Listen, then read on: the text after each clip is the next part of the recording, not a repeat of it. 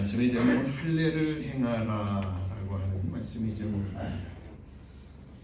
성경 여호수아서는 모세의 뒤를 이어 이스라엘의 지도자가 된 여호수아가 이 가나안을 정복하는 이 정복기가 기록되어져 있습니다. 다른 성경도 마찬가지입니다만은 여호수아서에 보시면 오늘은 저에게 제가 이제 1장에서부터 한 5장, 6장 정도까지 내용 안에서 살펴볼 터인데 하나의 공식 같은 것이 있음을 발견하게 되어집니다. 몇 가지로 한번 좀 생각해 보겠습니다. 하나님이 모세를 이어 여호수아를 이스라엘의 지도자로 세우시고는 그에게 주신 말씀이 여호수아 1장 8절에 기록되어져 있습니다. 제가 읽어드릴게요.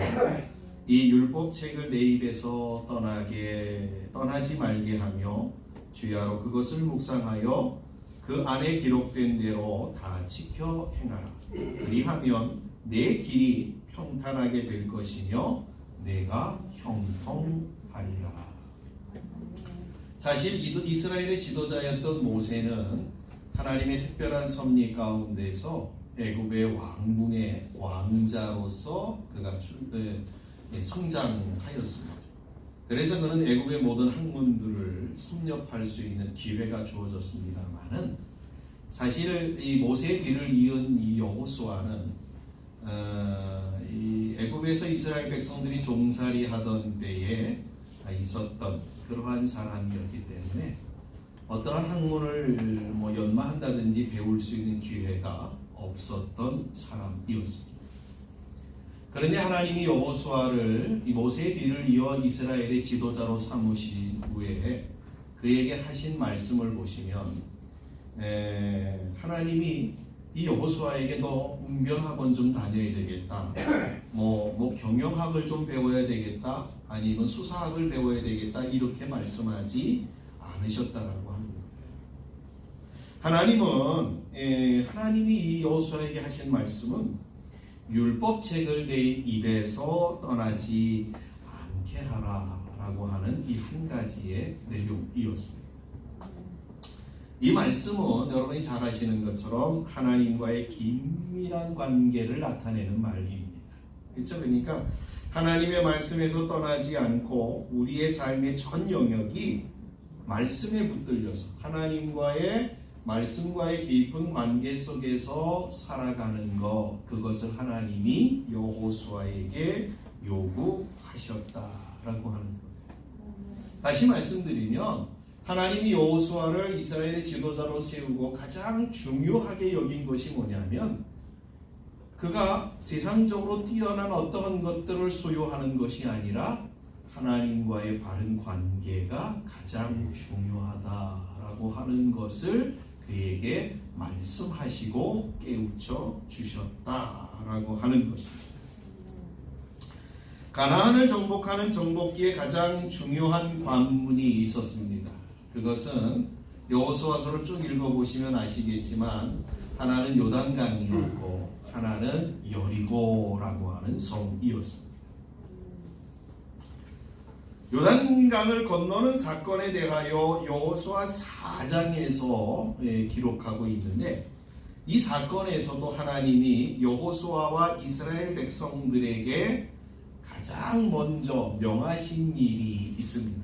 그걸 살펴보는 게 아주 중요한데 3장 5절에 보시면 이렇게 증거하고 있습니다. 여호수아가 또 백성에게 이르되 너희는 자신을 성결하게 하라. 여호와께서 내일 너희 가운데에 기이한 일들을 행하시리라 라고 말씀하고 있습니다.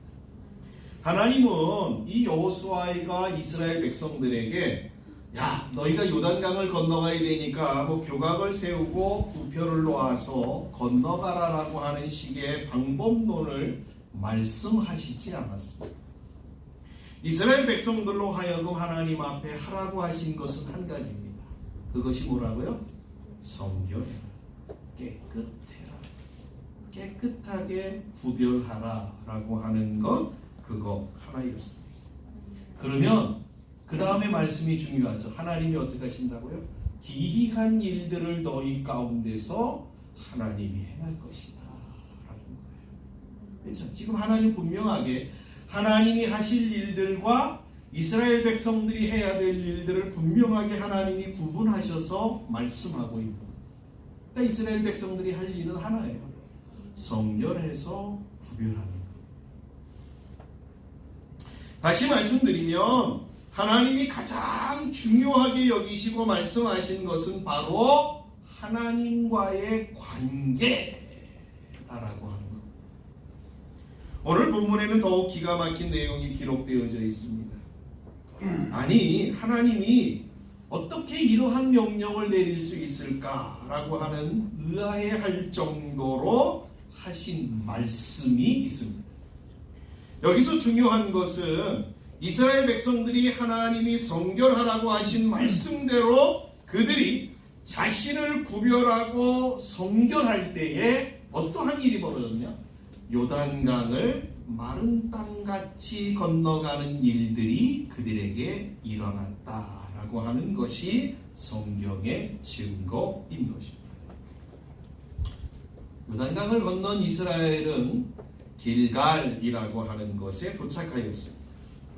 여러분, 여기 길갈은 이렇게 이해를 하시면 좋을 것 같아요. 길갈에서 할례를 행하고 그 다음에 여리고 평지에서 그들이 유월절을 지켰는데, 그러니까 길갈이라고 하는 것은 여리고성이 바라다 보이는, 마주 보이는 그러한 장소, 이렇게 이해를 하시면 좋을 것 같습니다. 그런데 하나님은 이 길갈에서 이스라엘 백성들에게 어떠한 명령을 내리셨냐면 5장 2절에 보니까 그들에게 이렇게 말씀하셨습니다.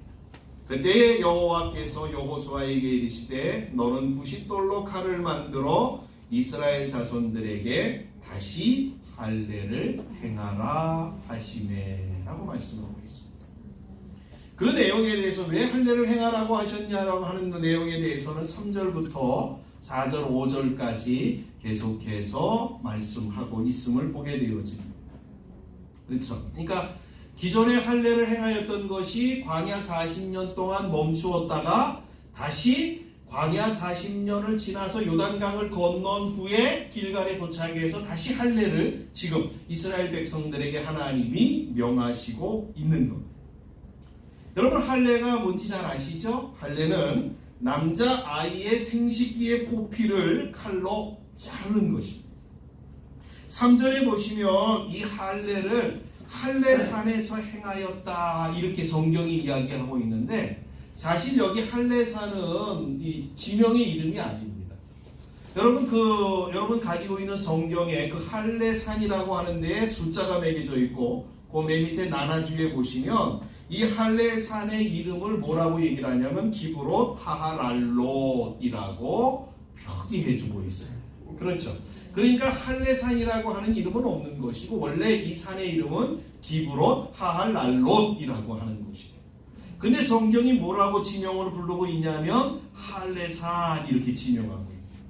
왜 할례산이라고 지명을 했냐면 이스라엘에 지금 할례를 받지 않은 모든 남자들, 보통 숫자를 세면은 60만 3,150명, 그렇죠? 이스라엘 백성들이 그렇죠? 거기서 2차로 인구 조사를 한 이 남자들의 숫자를 할례를 행할 숫자들입니다. 60만 3천 명이나 되는 이 사람들이 할례를 받아야 되는데 그 할례를 받아서 이 생식기의 포피를 쌓아 놓은 것이 마치 무엇처럼요? 산더미처럼 되었다. 그래가지고 붙여진 이름이 할례산이다 라고 하는 것입니다.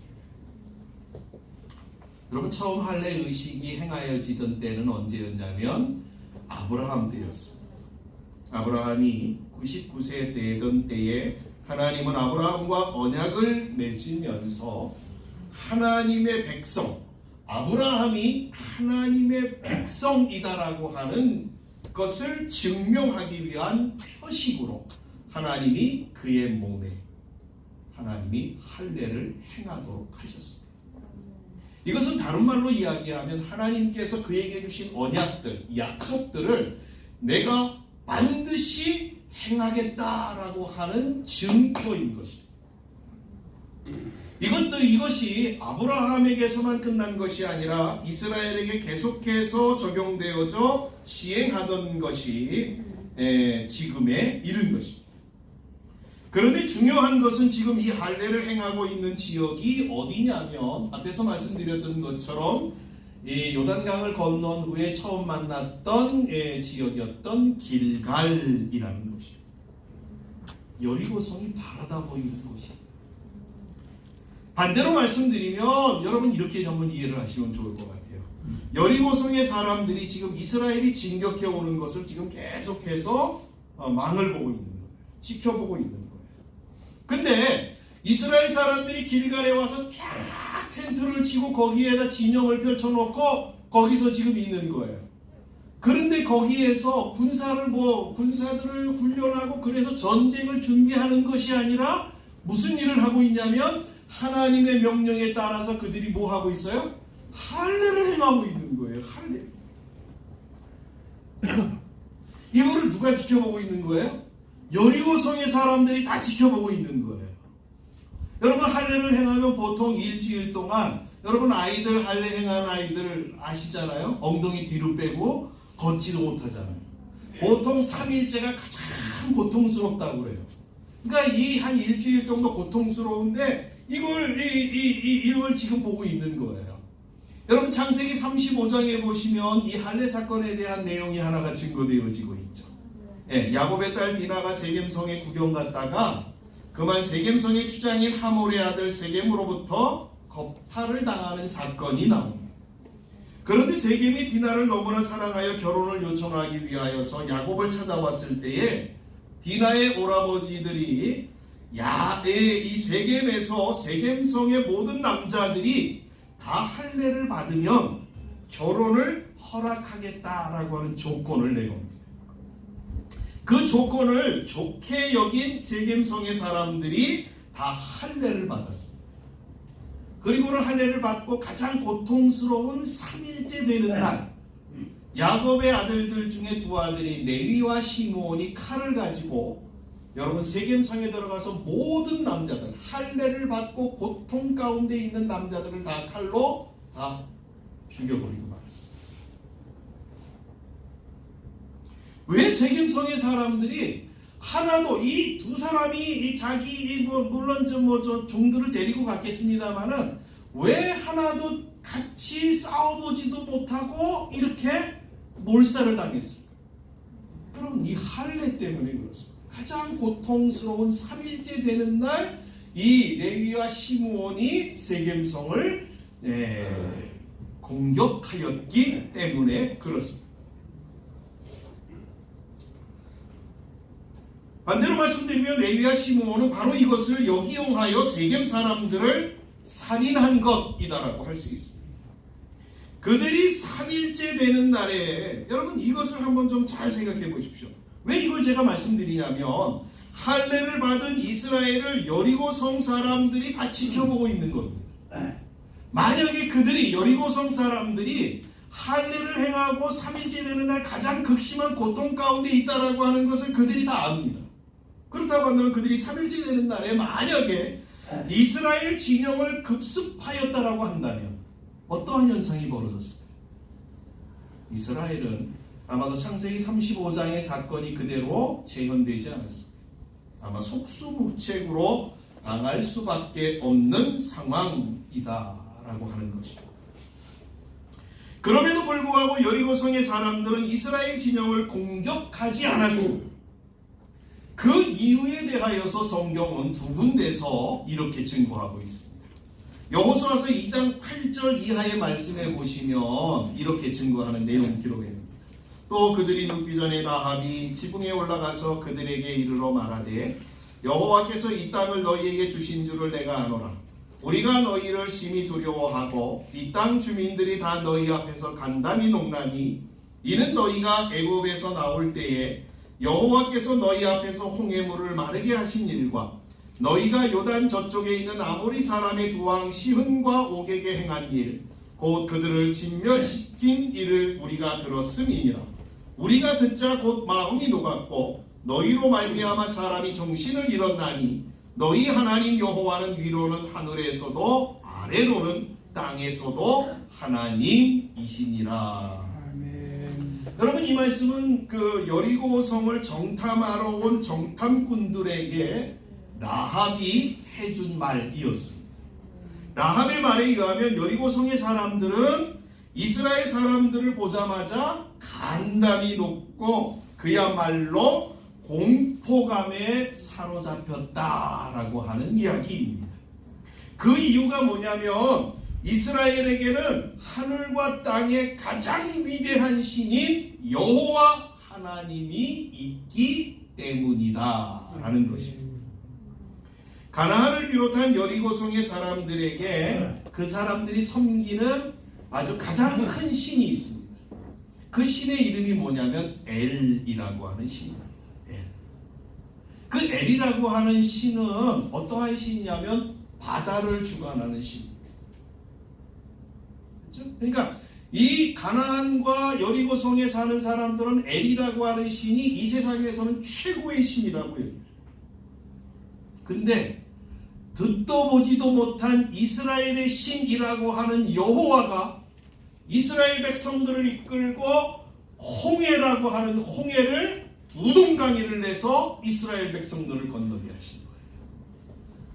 이 사건을 보고 이 사건을 듣고 이 여리고성의 사람들, 가나안에 있는 사람들이 간담이 서늘하고 두려움과 공포에 사로잡히게 되었던 거예요. 또 하나 볼까요? 우리가 오늘 본문 내에 5장 1절에 보시면 이렇게 증거하고 있습니다. 요단 서쪽의 아모리 사람의 모든 왕들과 해변의 가나안 사람의 모든 왕들이 여호와께서 요단물을 이스라엘 자손들 앞에서 말리시고 우리를 건너게 하셨음을 듣고 마음이 녹았고 이스라엘 자손들 때문에 정신을 잃었더라. 여러분, 홍해 건넌 것만도 가나안 족속들에게, 이 여리고성 사람들에게는 정말 공포감을 조성하기에는 충분했는데, 두 번째로 어떠한 사건을 하나님이 행하신 거예요? 요단강을 두동강이 내서 갈라버리신 거예요. 그러니까 이거는 뭐 이제 뭐 세상 말로 뭐 이거는 이게 더 이상 뭐 할 말이 없는 거예요. 그렇죠? 야, 이거 하나님은 이게 큰일 났다 이거죠. 이스라엘 백성들이 이게 하나님이 이스라엘 백성들과 함께 하는데 이스라엘 백성들이 온다라고 하는 것은 이건 공포 자체예요. 이 가나안 사람들이 떨고 있는 거예요.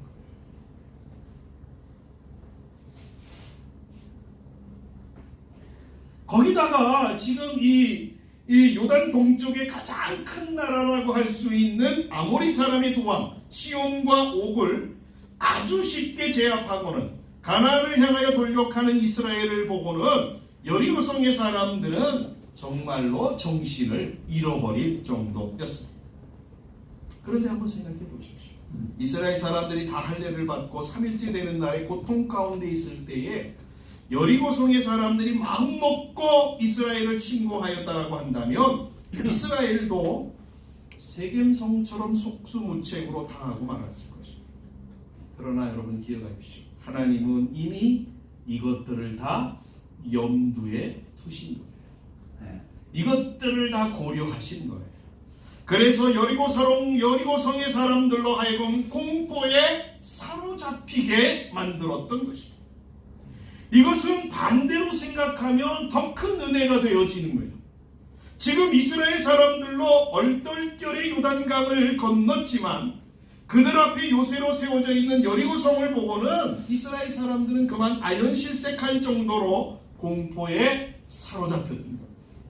그러니까 서로 여리고성에 있는 사람들은 여리고성에 있는 사람들을 또 나름대로 이스라엘을 보고 또 하나님을 보고 공포에 사로잡혀 있고, 이스라엘 사람들은 어떤 거예요? 거대한 초롱성과 같은 여리고성을 보고선 공포에 사로잡혀 있는 거예요. 그런 상황에서 하나님은 여호수아를 통하여 이스라엘 사람들에게 할례를 행하라 라고 명령하고 있는 겁니다. 지금 길갈에서 이스라엘 사람들이 할례를 행한다라고 하는 것은 화약을 안고 불구덩이로 들어가는 것과 일반입니다. 하나님이 자신들을 죽음으로 몰고 가고 있는 형국이라고 할 수 있습니다. 그런데 하나님은 지금 그 일을 강력하게 명하고 계신 것입니다. 앞에서 계속 말씀드렸습니다만 할례를 받은 후 3일째 되는 날, 가장 고통스러운 날에 여리고성 사람들이 공격하면 손 하나 깜딱하지 못하고 죽어야만 그러한 상황 말입니다. 그러나 하나님께서는 다 계획을 세우셨다. 하나님은 철저한 계획을 갖고 이스라엘 백성들에게 명하시고 이를 행하셨다라고 하는 겁니다. 자, 그게 뭐냐는 거죠. 그것은 이겁니다. 이스라엘과 여리고성, 그리고 더 나아가서는 가나안의 모든 사람들에게 지금 하나님이 실물적으로 지금 하나님께서 눈에 보이는 실제적인 사건을 통하여 그들에게 교훈하고 있다는 거예요. 어떠한 교훈이요? 하나님은 살아계시다. 하나님이 사랑하시고 하나님이 붙드시는 이스라엘은 절대 넘볼 수 없는 존재들이다 라고 하는 것을 분명하게 보여주기 위한 것입니다. 지금 이것 한 번으로 여러 번 반복할 필요 없이 한 번으로 교육하기 아주 딱 알맞은 현장이 바로 길갈의 할례 사건입니다. 제가 늘 말씀드리죠. 이스라엘을 하나님이 팔레스타인이라고 하는 센터에다 갖다 놓은 이유가 바로 여기에 있습니다. 그렇죠? 모든 세계가 주목할 수 있는 그 센터에서 그들이 하나님의 말씀대로 행할 때 하나님이 어떻게 역사하시고 그들이 말씀을 배역할 때 어떻게 하나님이 역사하시는가를 보여줌으로 인하여서 하나님이 살아계시고 하나님이 온 세상 만물의 통치자이심을 하나님은 계속해서 보여주시고 보여왔다라고 하는 것. 다시 처음으로 돌아가면 할례는 앞서 언급하였던 내용들과 같은 의미로 하나님과의 관계를 나타내는 내용입니다. 지금 하나님은 여호수아를 통하여서 줄기차게 동일한 말씀을 하시는 것이 바로 이겁니다. 우리가 해야 할 일, 우리가 가장 우선적으로 해야 할 일은 바로 하나님과의 바른 관계를 맺는 것이다 라는 것입니다. 요단강을 건너가는 사건에서도 그들은 자신을 성결케 하고 하나님의 명을 따라 요단강을 발로 밟는 것이었습니다. 그럴 때에 하나님은 이스라엘 백성들이 그리고 여리고 사람들이 가나안 사람들이 요단강이 갈라지는 것을 목격하도록 하신 것입니다.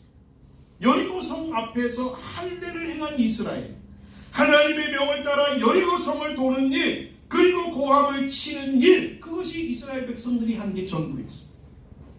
그럴 때 하나님이 철옹성이라고 불리우던 여리고성을 무너뜨리셨습니다. 성경은 지금 우리가 해야 할 일과 하나님이 하시는 일을 상세하게 구분하고 있습니다. 하나님이 하시는 일은 이스라엘과 여리고성의 기이한 일이며 놀라운 일입니다. 그러나 이스라엘 백성들이 해야 할 일은 바로 하나님과의 바른 관계를 이루는 것이고 그것이 그리고 하나님의 말씀에 순종하는 것 이것입니다. 여러분 우리의 신앙의 가장 기본이며 전부가 무엇인지 아십니까? 그것은 하나님과의 바른 관계를 형성하는 것. 그래서 그분의 말씀에 순종하는 것이 우리의 신앙의 가장 기본적이면서도 전부입니다. 다시 말씀드리면 하나님이 우리의 삶에서 언제 역사하십니까? 여러분의 인생 가운데서 하나님이 언제 역사하십니까? 이때 역사합니다. 우리가 하나님을 온전히 신뢰하고 하나님을 확실히 믿는 믿음 안에 섰을 때 그 하나님을 앞에 우리가 바른 관계로 믿음이라고 하는 것을 통하여 바른 관계를 맺을 때에 하나님은 우리의 삶에 역사하십니다. 그리고 그 하나님의 말씀을 믿고 그래서 그 말씀에 순종할 때에 하나님이 우리의 삶에 우리가 알지 못하는 크고 놀라운 일들로 역사하시는 거예요. 우리가 하나님과 바른 관계만 맺고 있다면 하나님은 역사를 만들어내시고 결과를 이루어 내시는 거죠. 이게 하나님이 하시는 일이라고 성경이 증거합니다.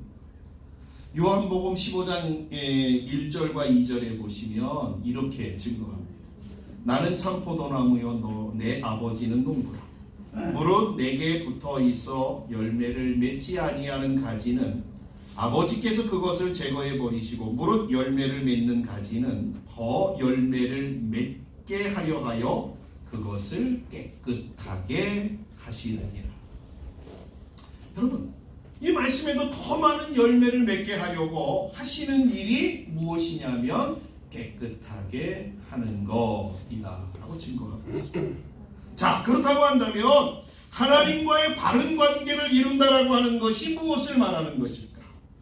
오늘 본문을 보시면 하나님은 여호수아에게 출애굽한 이스라엘 백성들 중에서 여호수아와 갈렙을 제외한 나머지 사람들이 다 광야에서 죽은 이유에 대하여 본문 6절에 이렇게 증거하고 있습니다. 그들이 왜 애굽에서 출애굽한 사람들이 여호수아 갈렙을 제외한 나머지 사람들이 왜 광야에서 죽었느냐? 본문 6절에 보니까 여호와의 음성을 청종하지 아니하였기 때문이다 라고 증거하고 있습니다. 여기 청종치 아니한다라고 하는 말은 어떤 의미를 갖고 있냐면 이러한 의미를 갖고 있습니다. 어떤 메시지나 소리를 청각적으로 인지한다. 내가 소리를 듣고 그것을 내가 인지한다. 그리고 그 들은 말씀에 순종하고 따른다라고 하는 의미가 담겨져 있습니다. 그러니까 이스라엘 백성들이 여호와의 음성을 청종하지 아니하였다라고 하는 것은 이렇게 생각할 수 있습니다. 그들이 하나님의 말씀을 하실 때에 그것을 듣는 것에서 거부했다든지 아니면 듣기는 들어서 이해는 했는데 그것을 자신의 삶으로 가져다가 접목하여 실행하지 않았다든지 둘 중에 하나. 이 청종치 여호와의 말씀을 청종하지 않았다라고 하는 이 내용을 어느 성경의 어느 곳에 가장 언급하고서 얘기하고 있냐면 민수기 14장 22절에 언급된 가데스 바네아에서 정탐꾼을 보내어서 보고를 받는 사건을 염두에 두고 한 말입니다. 가나안 정탐꾼들은 가나안 땅이 얼마나 살기 좋고 풍성한 땅인가를 그들이 직접 가서 보고 알았습니다. 확인했어요. 그런데 그들이 보고한 내용이 뭐냐면 가나안 땅은 너무 살기 좋고 젖과 꿀이 흐르는 땅인 것은 맞는데 그 안에는 거인족이 살고 있기 때문에 우리가 들어갈 수 없다라고 이야기합니다. 하나님은 이스라엘 백성들에게 그 땅을 내가 너희들에게 주었다 이렇게 말씀하셨는데 말이에요. 하나님의 말씀을 믿고 순종하여 가나안에 들어가기만 하면 되는데 이들은 가나안 땅은 좋은데 거기는 못 들어갑니다 라고 이야기하고 있다는 거예요. 여러분, 하나님은 여리고성의 사람들이 간담이 녹는 것처럼 이미 하나님은 가나안 땅에 이스라엘 백성들이 오기만 하면 그들은 자연스럽게 행복하도록 하나님이 손발을 다 써주셨어요. 그래서 성경에 보면 계속해서 반복해서 나오는 단어가 뭐냐면 하나님이 가나안에 위엄과 왕벌을 보내셨다. 하나님의 천사들을 먼저 보내셔가지고 싹 이미 정비 작업을 해놓으십니다. 그래서 이스라엘이 들어가기만 하면 그들이 다 두 손 두 발 다 들고 이스라엘 백성들 앞에 항복하도록 하나님이 만들어 놓으십니다.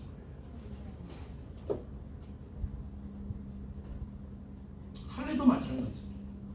여리고성 사람들이 지켜보는 가운데 행하는 할례는 그야말로 이스라엘 사람들에게는 무덤을 파는 것과 같은 상황인 것처럼 보여지지만 그래서 불합리하고 타당성이 없는 일처럼 여겨지고 더 나아가서는 자신들에게 위해가 되어지는 상황처럼 여겨지지만 사실은 그렇지 않아요. 이 시간은 어떤 거예요? 할례를 행하는 그 할례를 행하는 의식은, 할례를 행하는 그 사건은 하나님께서 주관하시고 하나님의 역사하심과 하나님의 위대하심을 보여주기 위한 현장이었다는 거. 제가 뭘 말씀드리려고 하는지 아시죠? 여러분, 우리의 삶 속에 때로는 이러한 일들이 우리에게 주어진다. 하나님이 우리에게 너는 할례를 행하라. 그렇죠? 여러분, 할례를 행하는 것이 여리고성 앞에서, 여리고 사람들이 보는 앞에서 행하는 것 얼마나 바보 같은 일처럼 보입니다. 얼마나 세상 앞에서 미련하고 어리석은 일처럼 보입니다.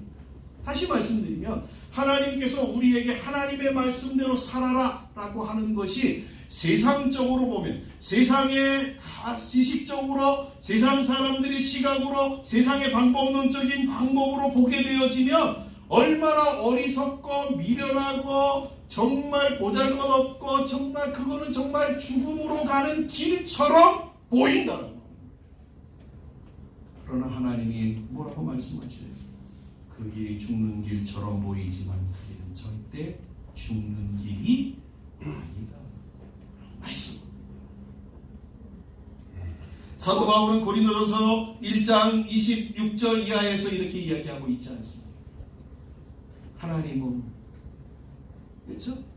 세상의 지혜로운 것보다 하나님의 미련함이 훨씬 더 지혜롭다고 말해요. 세상의 위대하고 강한 것보다도 하나님의 약함이 더 강하다고 말해요. 세상에 가장 부유한 것보다도 하나님의 없음이 가장 더 그 부유함보다 더 크다라고 하나님은 분명하게 우리에게 말씀하고 있다는 거예요. 여러분, 세상의 위대함을 의지하는 것보다 하나님의 약함을 의지하는 것이 훨씬 더 지혜롭다는 거예요.